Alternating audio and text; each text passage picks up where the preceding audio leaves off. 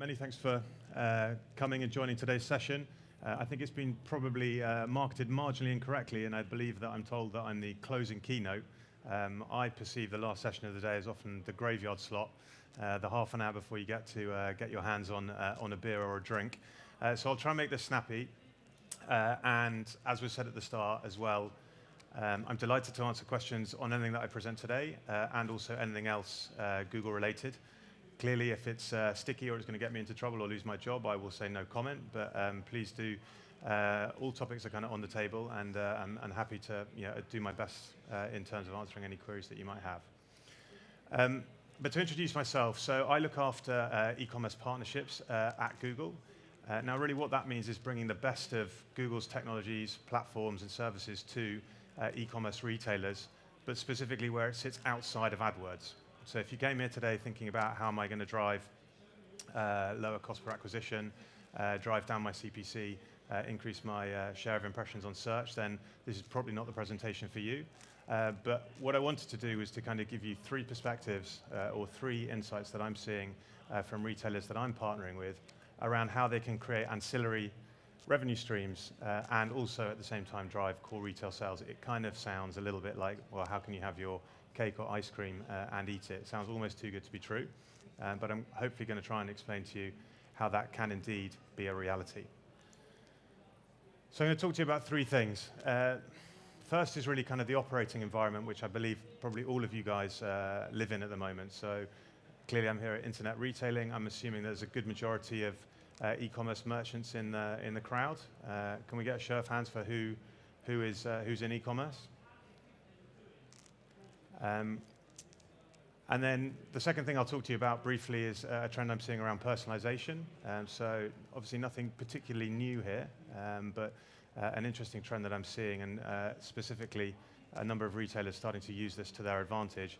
And then thirdly, I'm going to try and talk to you about how we can kind of join together essentially what is a tough retail environment with personalisation to accelerate, as I said, core retail sales and also deliver an ancillary revenue stream. So we had a good show of hands of people who are selling online. Can we get another show of hands for the people who are selling both online and offline? And can you keep your hand up if you feel that you've absolutely nailed the whole omni-channel thing?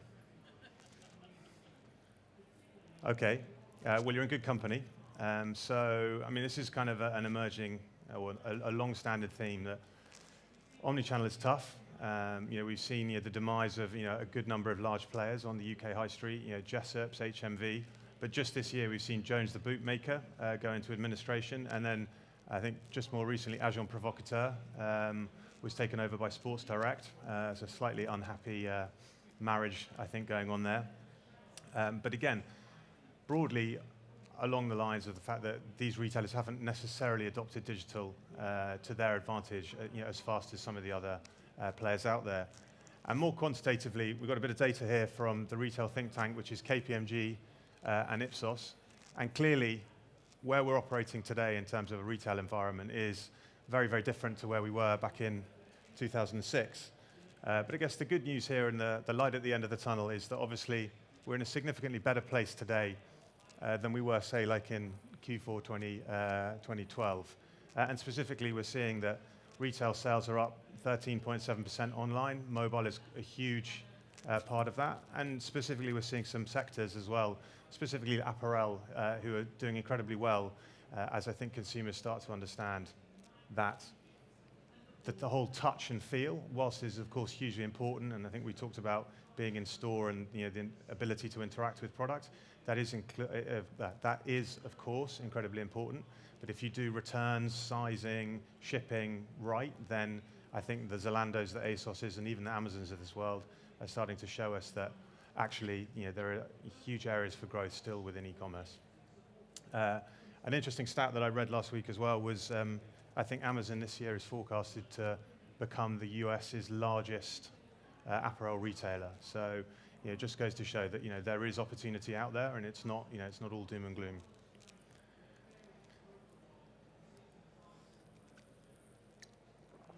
So obviously, with retail being a marginally tough game, it's low margin.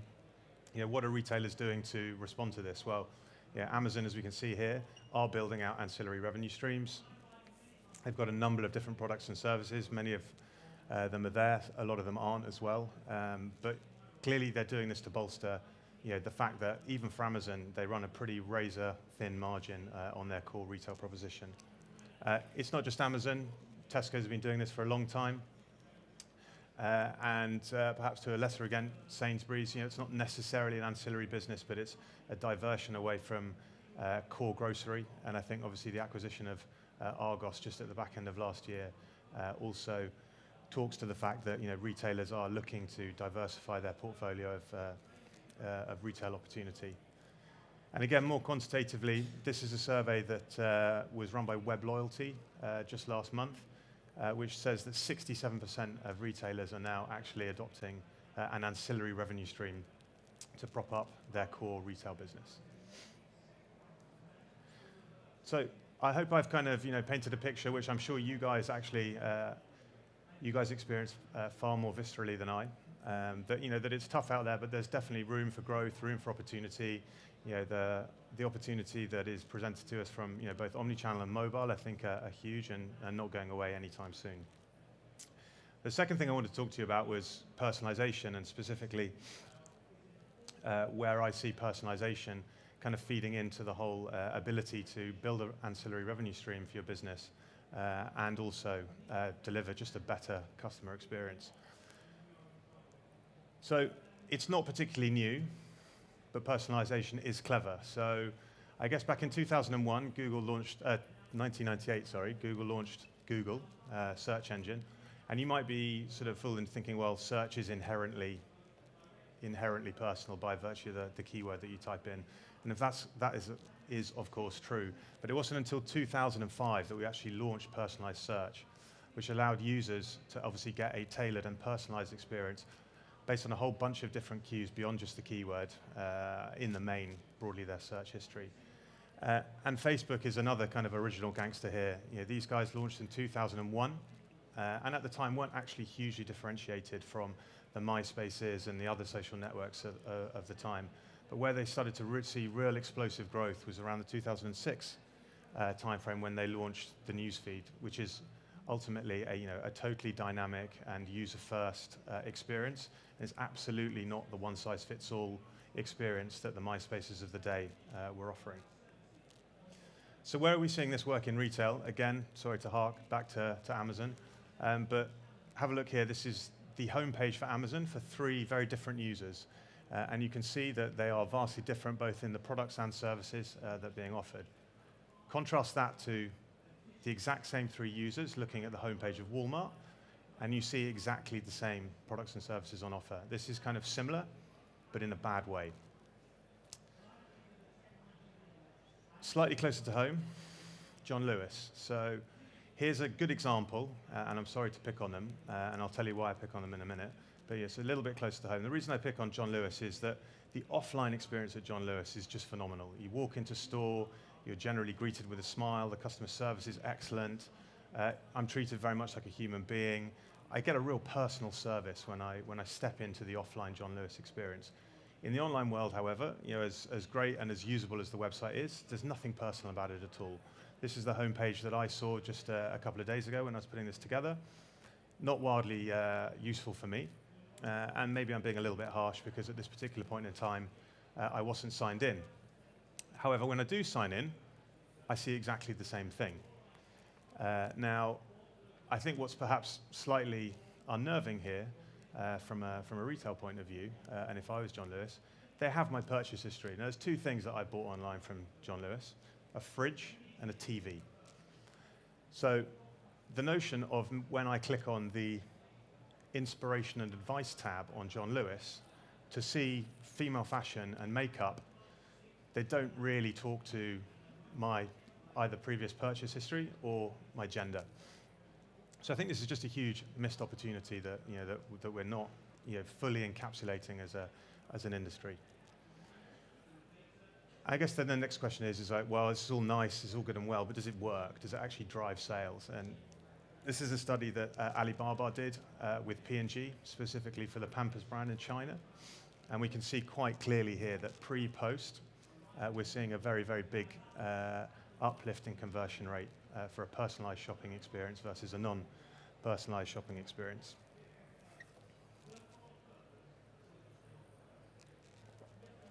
And what's more, consumers are coming to expect this. Like, the web is now a user's kind of personal concierge.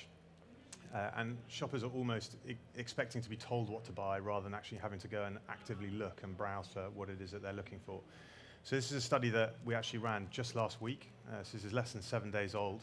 And we found that 55% of regular online shoppers said that they would actively prefer a personalized online shopping experience. So I guess then the third thing is we live in a tough retail environment. Clearly there's some opportunity around personalization. So how do we essentially tie those two things together? How do we have our ice cream and eat it? How do we create an ancillary revenue stream and at the same time personalize the experience for users? So in short, as a retailer, let's make our suppliers pay for it. And if you don't have suppliers, then make your marketing team pay for it. So I'll dwell on this slide for just a little second here and kind of try and explain to you what I mean. So what I see is retailers in the main are out there obviously to sell product, physical or otherwise. But they have two key assets that advertisers specifically are very interested in. They have first and foremost their inventory. And by inventory I mean the page views and or interactions with an app. And then second of all, they have data on their audience. So they have purchase history and other data that they might collect when a user comes to the site. And so with those two assets, both the inventory and the data, they have two things that advertisers really crave. And because you guys have that, there is the opportunity to sell essentially that inventory or that data. Sell is perhaps a powerful word, but utilize that inventory and data to your benefit. And you can do that by either merchandising your inventory and your assets to essentially your first party, so your internal marketing teams, which I would call first party advertisers. Your second party, which is broadly your suppliers. So imagine here that you're Tesco, and obviously you have a multitude of suppliers, Unilever being one of them perhaps. There's clearly an opportunity to present a Marmite promotion, for example, to those who love Marmite rather than those who hate it. And that's clearly going to have the benefit of driving Marmite sales, but also delivering a targeting experience to people who actually love Marmite as opposed to hate Marmite. And then there's obviously a category of advertisers who obviously aren't your suppliers, but might well be interested in your users and advertising on your inventory. So I think we had a gentleman here from Autotrader, for example. If you're a car insurance brand, there's obviously a very ancillary service that car insurance brands pay to car purchasing websites. So rather than kind of like going through the theory of how you might do this, I thought it might be a good example to show you one of the studies or one of the examples of this that we, Google, have worked on over the last 2 or 3 months. So just before Christmas, we launched a campaign with actually both Tesco's and Argos, which talked to both the personalization and also driving core sales. So just for a little bit of context before we get started, it's probably just worth remembering that we, Google, are obviously a media owner in terms of, we publish AdWords ads, YouTube ads, etc. We're also a technology provider, but increasingly we're an advertiser, and increasingly that advertising is very kind of multimedia. We're advertising on digital channels, we advertise in offline as well, TV, and then obviously we have retail distribution partnerships with the likes of Tesco's and Argos. And this particular campaign I'm going to talk to you about is where we were looking at accelerating Chromecast sales in the run-up to Christmas with, as I said, Argos and Tesco's. So for those in the room, does anyone know what a Chromecast is and what it does? Can we get a show of hands? Has anyone actually got one? A little bit of market research for me here. Okay, well, if you haven't got one, you should get one. They're amazing. I've got about 4. They're only £30, and they keep the kids beautifully happy with the whole notion of on-demand. But yeah, for those who don't know what a Chromecast is, it's essentially a streaming dongle that allows you to plug it into the back of your TV and then suddenly show everything that you can see on the web on your main TV.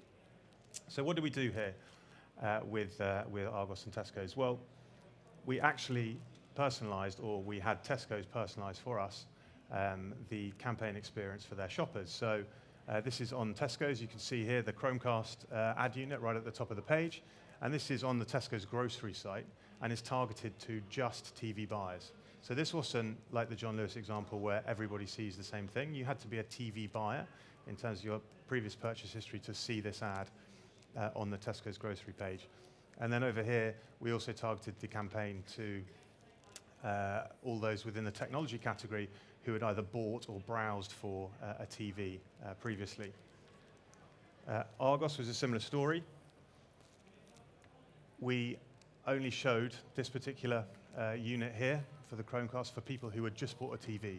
So this is the Argos order confirmation page where we were showing a Chromecast advert to only those who bought a TV. So the key difference here is that both Argos and Tesco have added a degree of personalization to their site. They're not showing a Chromecast to anyone and everyone. They're showing it to selected segments of their audience. And they're doing this in a sympathetic way as well because it's frequency capped. So unlike the John Lewis example, after you've seen this campaign 5 times, you'd probably be stretched to buy more than 5 TVs in a Christmas period, I might add, but you would never see this campaign more than 5 times. As opposed to the John Lewis world where you would just see it repeatedly. You'll see those same images every single time you visit the store, or at least until John Lewis update them within the next kind of cycle on their CMS. And as well as an advertiser, you get to obviously track the efficiency and efficacy of this. So again, unlike the John Lewis world where you don't even know how many impressions you've delivered and to who, in this world, Tesco's and Argos can see exactly what they've delivered to which users. And critically, actually, how many people have interacted with the ad, clicked on it, added to basket, and actually then gone on and bought an ad, bought a TV, or sorry, bought a Chromecast as a function of seeing the campaign. So I'm a little bit hamstrung on exactly how much data I'm able to share, and click-through rate is never a brilliant proxy for campaign effectiveness, but we saw a 1.2% click-through rate on the Argos unit, and this compares with a 0.2% click-through rate that we see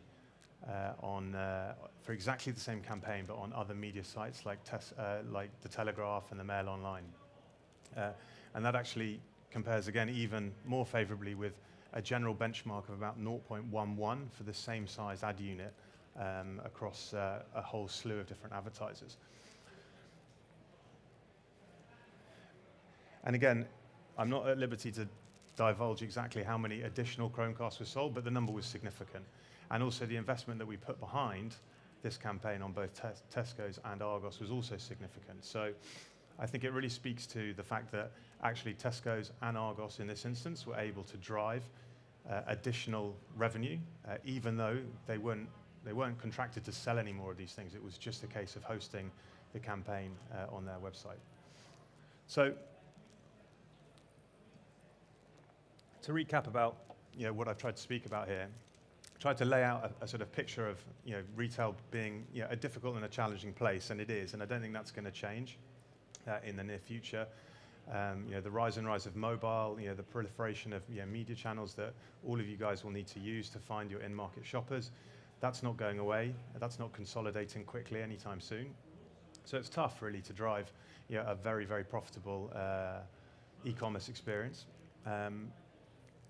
But I hope I've also demonstrated that actually through a degree of personalization, it's possible to both drive additional sales of whatever it is that you're trying to sell, and at the same time you can generate an ancillary revenue stream by essentially selling access to your inventory and access to your users to either your supplier base or doing cross-sell or upsell with your marketing team, or in the most extreme examples, actually allowing third-party advertisers to advertise on your websites, in a way that eBay and Amazon also do. And then I hope I've demonstrated kind of, through, I'm hoping a reasonably easy and clear to understand case study of actually how we have done this as Google, from an advertiser point of view. We, Google, as an advertiser, advertising Chromecast, have managed to partner with retailers and obviously help them make additional money from their from their websites, and at the same time drive a great, incredible ROI for our own marketing purposes. So with that, I'd like to say thank you. I've been Henry Eccles from Google. If you have any questions on either this or, as I said, anything else that we do at Google, then please feel free to ask. Excellent, thank you. Wow, I think it's so cool you're here talking about getting product suppliers to pay that bit of extra money to get more impact on their products. And back when I was in mail order a very long time ago, we used to get them to pay for extra space in the catalogue for their products because they all have that little pot of cash sitting there. So that was brilliant, thank you. I hadn't heard of anyone doing it online before, so that's very cool. Do we have any questions from the audience? Anyone ready to dive in? Yes. Oh, two. If you go to the one closest to you first, and then we'll come to you second, sir. Yes, hi. What were the tracking mechanisms in place for guaranteeing your ROI? Was that just tracking that both of those individual merchants were doing independently, or was it something that you insisted was installed? So I can't see where the question is being asked from. I did hear it. Sorry, yes. So from an advertiser perspective, I mean, the weird thing here is kind of we as Google worked kind of across the piece. So our marketing team, I'm not part of the marketing team, our marketing team were the people that launched this campaign. I, as the partnerships team, work very closely with both Argos and Tesco's. And then obviously Argos and Tesco's have their own setup, and I'm not particularly privy to any of that kind of stuff. So when the deal got set up, the money obviously changed hands and was given to Argos, given to Tesco's. There were certain parameters put around that, as you would do with any kind of advertising IO. And it was, this is the audience that we want to target. These are the metrics that we need to see back in return. There was the only guarantee was you will deliver this number of impressions to, based on Tesco's and Argos were able to forecast how many impressions they were likely to deliver. And a price was negotiated on the cost of media based on the number of impressions they were likely to deliver. But in terms of like the tracking, it was a standard, essentially display campaign, trafficked via the standard ad technologies on the Tesco's and Argos side. And so obviously we were able to look at the number of impressions delivered, the number of clicks, the number of add to baskets. We had conversion pixels on the checkout pages, so we were able to see the full value of the campaign. And was there software that was used to display the ads and track the ads? Was that something which Argos and Tesco were already using, or was that a Google solution that you'd embedded on their websites? So I think I'm at liberty to say this because it's public on their sites. If anyone opens up Chrome Developer Tools, you can see that both Tesco's and Argos have double-click for publishers on their website, so they have an ad server. Increasingly, we're seeing retailers putting ad servers on their website to enable exactly this kind of activity. And then from the Google side, yes, we bought the campaign in two different ways. With Argos, it was an old-fashioned I/O, where Argos trafficked all of the creators themselves. In the Tesco's example, it was actually done via programmatic guaranteed campaign using DBM, which is double-click bid manager, to actually buy the Tesco's inventory programmatically. Okay, thank you. Excellent answer. Very detailed. Yes, just one there. You've touched on my question a little bit earlier. Did you, as Google, a traditional advertising business, learn anything from Tesco or Argos as traditional retailers when you did the previous mentioned campaign, or vice versa? Did they, as retailers, learn anything from you as a company approaching retailing? I think great question. On one level, yes, and on another level, no. So the ingoing hypothesis is that when you actually advertise to people who are in market, i.e. they've already bought a TV or they've been browsing TVs, then you're likely to see a greater interaction with that particular campaign. And obviously that was borne out in the results. So did we learn anything there? Well, arguably you could say no, but ultimately we then proved it, right? So I think, yes, we actually had quantitative evidence to say that advertising on a retailer's website is significantly more potent than advertising on the Telegraph or the Mail Online. And as I said, it stands to reason. So I think it really just confirmed a hypothesis that we all instinctively know, but no one's really got any hard data on it, because often retailers aren't necessarily set up or that way inclined to take advertising spend from suppliers. Oh, excellent. We're ready with another question at the back there. Thanks, Henry. Thanks for your presentation. I've got a personalisation software business, so the conversion rate and information is really helpful, so thank you on that front. My question is one of, it's really good what's happening out of store, so in the home. Has Google got any products that it plans to drive that personalisation actually in stores? Not that I know of. Because there's a big opportunity to do so, I think. I have no doubt there's a big opportunity. So not that I'm aware of. I think the one thing that there's a lot of effort behind and is already launched and available to AdWords advertisers is the store visits metric that you'll see when you buy AdWords. So obviously that is just another ROI measure that any advertiser can take a look at and say, well, actually I spent $100 in search advertising, and I can see very clearly on a last click or other attribution basis that it drove X amount of sales. But obviously, until recently, you've been reasonably blind as to whether actually that had any impact in offline footfall or offline sales. So we obviously have a store visits metric now in AdWords, which obviously sheds some light on that. But in direct answer to your question, are we doing anything around personalization in stores? Not that I'm aware of. Thank you. Okay, we've got another question ready at the back there, then we'll come to the gentleman down the front. Hi, the other question relates to the Chromecast campaign again. So obviously you had the online tie-in, and I understand that you were sort of selecting those people who were purchasing a TV. And then you've got the larger Tesco stores that actually have TVs in stock. Did that campaign translate to an on-site campaign for Chromecast as well? Or was it purely an online? So the campaign was both online and offline.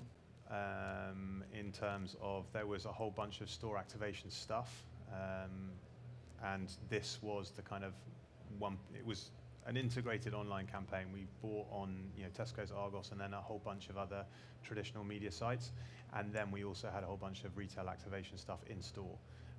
But was the campaign delivered in store in the same way that it was delivered online? No, because the ability to target people who've previously bought a TV when they walk into a physical Argos or a physical Tesco's is clearly tough, and that's not something we've cracked quite yet. Okay, the gentleman right there. Hi, as everyone else says, great presentation and great case study. Do you think there's a difference between who a customer is when they come to a site and where the customer is on that site, and then personalization differs depending on what you're looking at for that shopper? And then do you have any experience personalizing the content of the ad you display on that page? So for instance, if someone were to hit the basket confirmation page and they already had a Netflix membership, would you offer them something different instead? So I think yes and yes in answer to your question. We don't see enough of it. Again, I'm not seeing a flurry of retailers really adopting this at any great scale. There's a lot more activity of this kind of stuff in the US than there is here in the UK, which is interesting given that I think we're probably the most digitally advanced market in the UK in terms of online sales per capita. We're well ahead of the US, yet in terms of how the US have adopted these kind of on-site technologies to do personalization, that's not something that we're really caught up with.